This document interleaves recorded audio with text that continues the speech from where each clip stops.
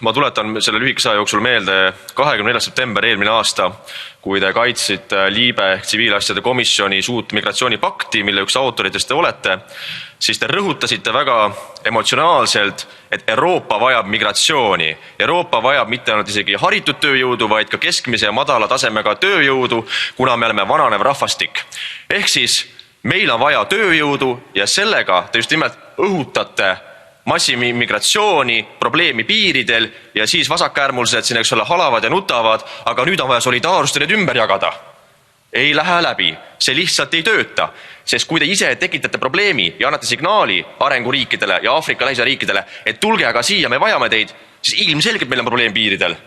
Aga paraku meil siin vasakäärmused või sotsialistid ei ela näiteks Stockholmi või Malmö getodes, vaid elavad kenades turvalises piirkondades, mitte nagu need inimesed, keda me siin tegelikult esindame parlamendis. Ja see on sisuline probleem, et see on paralleelne reaalsus, kus teie siin elate. Fru Johansson, jag vet att ni är Sverige och ni är ganska liberal med invandring. Men jag måste säga att när ni säger att vi behöver invandring och vi alla måste älska alla migranterna. Jag säger att vi vill inte ha samma sak som ni har i Sverige. Det är inte det väg som jag vill ha för mina barn och för vårt land. Det är inte det som jag vill ha. Tack så jättemycket.